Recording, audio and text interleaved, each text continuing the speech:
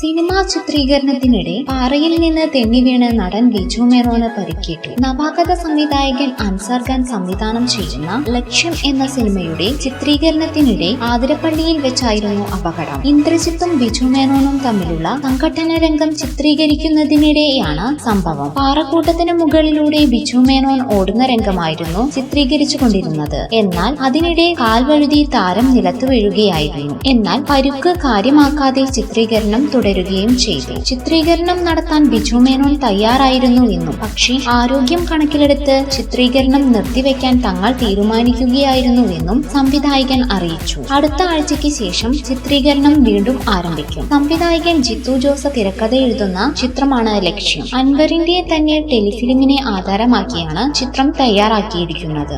കൂടുതൽ സിനിമാ വാർത്തകൾക്കും വിശേഷങ്ങൾക്കും ഇപ്പോൾ തന്നെ സബ്സ്ക്രൈബ് ചെയ്യൂ മലയാളം ക്രിയേഷൻസ്.